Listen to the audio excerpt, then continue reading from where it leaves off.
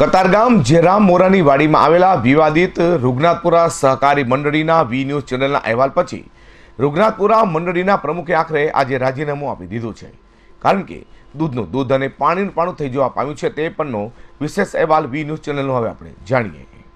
વિવાદનો પર્યાય બનેલી અને આ મંડળીના અનેકો લોકો સમયાંતરે જેલમાં ગયેલા તે વિવાદિત કતારગામ જેરામ મોરાની વાડીમાં આવેલ શ્રી રૂગનાથપુરા સૌરાષ્ટ્ર સહકારી મંડળીના પ્રમુખ ભીખાભાઈ માલણકિયાએ સભાસદોની જાણ બહાર 4 લાખથી વધુ રૂપિયા અંગત કામ માટે વગર વ્યાજે વાપરવા માટે લીધા હતા અને તે પૈસા પરત આપવા જતા તેની જાણ સભાસદોને થતાં આ વિવાદ સર્જાવા પામ્યો હતો તેવા આક્ષેપો હાલ ગઈકાલે કરવામાં આવ્યા હતા, જેને કારણે આખરે પ્રમુખ ભીખાભાઈ માલણકિયાને રૂગનાથપુરા સૌરાષ્ટ્ર સહકારી મંડળીના પદ પરથી રાજીનામું આજે આપી દીધો છે, કારણ કે આ વી ન્યૂઝ અહેવાલનો પડઘો પડવા પામ્યો છે. દર્શક મિત્રો, અત્યારે વી ન્યૂઝ ચેનલની ટીમ શ્રી રૂગનાથપુરા સૌરાષ્ટ્ર નાગરિક મંડળી જેરામ મોરાની વાડી કતારગામ ખાતે અત્યારે આવી છે.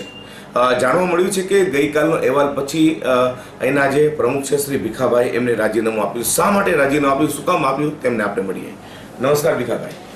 અમે કંઈ જાણવા મળ્યું છે તમે રાજીનામું આપી દીધું છે, તેનું કારણ શું છે?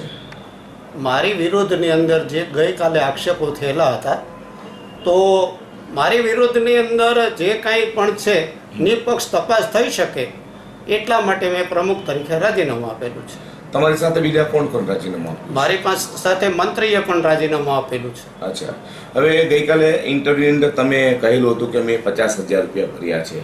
મંત્રી એમ કહેતા હતા કે 2,65,000 રૂપિયા ભર્યા છે. તો આમાં કેટલું સત્ય હોઈ શકે છે? સત્ય તો જે કાંઈ છે હવે નિષ્પક્ષ તપાસ થશે અને એ બહાર આવશે, એટલા માટે જ મેં પ્રમુખ તરીકે રાજીનામું આપ્યું છે. અચ્છા, આજે તમે ગઈકાલે વાત કરેલી કે જે જગ્યા લીધેલી ત્યાંની રુદ્રાક્ષની, એના માટે તમે પૈસા કાંઈ લીધેલા, તો કેટલો સમય પહેલા એમાં વાપરી હશે આપે પૈસા?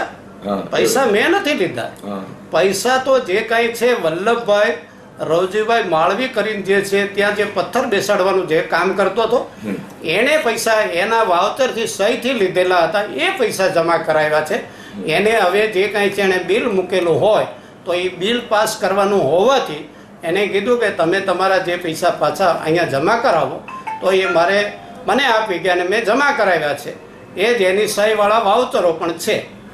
અચ્છા, હવે બીજું એ કહેવાનું કે તમે કીધું કે મેં કોઈ એવી ઉચાપત કરેલ નથી, મેં જે કંઈ પૈસા હતા એ સંસ્થા જે હતો એના માટે જ, અને 50,000 રૂપિયા તમે કંઈ ભરેલા ગઈકાલે? ના, મેં ભરેલા એ વલ્લભભાઈ માળવીના પૈસા ભરેલા છે. અચ્છા, તો તમારી પર આક્ષેપ થયો છે તો તમે રાજીનામું શા માટે આપો? તમે એનો સામે લડાઈ કેમ નથી કરતા? રાજીનામું એટલા માટે આપવું જોઈએ કે હું પ્રમુખ તરીકે હોઉં અને જો મારી ઉપર જે આક્ષેપ થયેલા છે તો એ આક્ષેપને જે કાંઈ છે પુરવાર કરવા માટે જે અમારી જે રૂગનાથપુરા સહકારી મંડળીની જે બોડી જે છે વ્યવસ્થા કમિટી, એ કમિટી પોતે નિષ્પક્ષ તરીકે અમારા મંત્રીએ મારી ઉપર જે આક્ષેપો કર્યા છે અને બીજાઓના જે આક્ષેપો છે તો એ નિષ્પક્ષ તરીકે તપાસ કરી શકે એટલા માટે મેં રાજીનામું આપ્યું. ભીખાભાઈ, ખાસ કરીને આ મંડળી સતત વિવાદમાં ઘણા સમયથી રહી છે કે અગાઉ પણ અહીંના જે હોદ્દેદારો, પ્રમુખ, મંત્રી તે પણ અંદર જેલમાં જઈ આવ્યા છે, અને આવું શા માટે આવું થતું હશે? આ મંડળીની અંદર તત્વો જે છે કે એ પોતે પોતાનો અહમ સંતોષવા માટે બીજાની ઉપર અહીંયા જે વ્યવસ્થિત સ્થિર જે જ્યાં સુધી વહીવટ ચાલે તો એ વહીવટને ઉખાડીને ફેંકી દેવા માટે આવા તત્વો કામ કરે છે અને સ્થિર વહીવટ કરવા નથી દેતા. છતાંય તે મંડળી પ્રગતિ કરે છે અને મંડળી હજી પછી પ્રગતિ કરશે. હવે કોણ આવશે તમારી જગ્યાએ? મારી જગ્યા ઉપર કોણ આવશે એ કાલે બોડી નક્કી કરશે, એ કામ મારું નથી. જ્યારે આ અંગે વી ન્યૂઝ ચેનલે તેના સભાસદોને પૂછ્યું કે શા માટે રાજીનામું આપ્યું, તો તેમણે કહ્યું કે ભીખાભાઈના પેટમાં પાપ હતું, જેથી તેને રાજીનામું આપી દીધું છે. નાગજીભાઈ આંબલિયા. નાગજીભાઈ, ગઈકાલે જે આક્ષેપો તમે કર્યા હતા અહીંના પ્રમુખ ભીખાભાઈ, અને આજે વી ન્યૂઝનો અહેવાલ જે ગઈકાલે ચાલ્યો ત્યાર પછી તમને તરત જ રાજીનામું આજે આપી દીધું છે, શું છે આ? એ તો મુકેશભાઈ મને સમાચાર મળ્યા કે કારોબારી દ્વારા નિર્ણય લેવાયો કે ભીખાભાઈ પ્રમુખ અને મુકેશભાઈ મંત્રીએ આજે રાજીનામું આપ્યું છે. એમ અમે હમણાં ભીખાભાઈને પૂછ્યું તો તેમને કહ્યું કે તટસ્થ તપાસ થાય એના માટે હજી પણ એ જ કહી રહ્યા છે કે મેં કંઈ ખોટું નથી કર્યું. હા, એ તટસ્થ તપાસની તો વાત થાય જ છે ને. તટસ્થ તપાસ કરવા માટે રાજીનામા આપવાની જરૂર નથી. પોતાનામાં જ કાંઈ ખોટ હોય તો રાજીનામું આપે ને. હોદ્દાનું નામ જ ખોટ છે. એ તો આગળ મંડળી કાર્યવાહી કરવાની છે, ખબર પડશે. કાર્યવાહી શું થશે? કોઈ પોલીસ ફરિયાદ એવું કંઈ? પોલીસ ફરિયાદ બી થશે, તપાસ બી થશે. એ મંડળીનો વિષય છે. મંડળીવાળાએ કીધું છે મને કે અમે કાર્યવાહી કરી છે. અગાઉ આવી રીતે કોઈ પૈસાનું બીજું કર્યું છે ખરું? ના, હમણાં તો મને કંઈક હું મંડળીમાં આવતો નથી છેલ્લા 3-4 વર્ષથી, પણ આ છેલ્લા મહિનામાં બધી વાતો થતી હતી પણ હું આવતો નહીં. પણ કાલે મને સમાચાર પડ્યા સવારે કે અહીંયા કંઈક મંડળીમાં થાય છે. સવારે 7-7:30 મંડળી ખોલી અને પૈસાનો વહીવટ થાય તેવા સમાચાર મળ્યા એટલે હું આવ્યો હતો.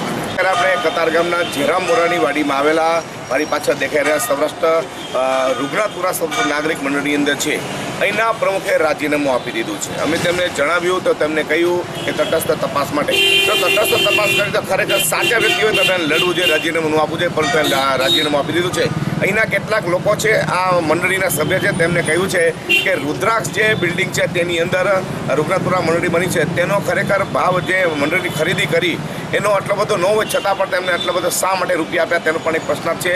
આ પણ કદાચ કૌભાંડ આગામી આવી શકે છે, પરંતુ એ ખરેખર એક સાચી વાત છે કે આ મંડળી સતત વિવાદમાં રહી છે, જેને કારણે પ્રમુખોને રાજીનામું આપવું પડે છે. વી ન્યૂઝ ચેનલ માટે હું પ્રકાશવાળા, કેમેરામેન જયદીપ વેગડ સાથે સુરત.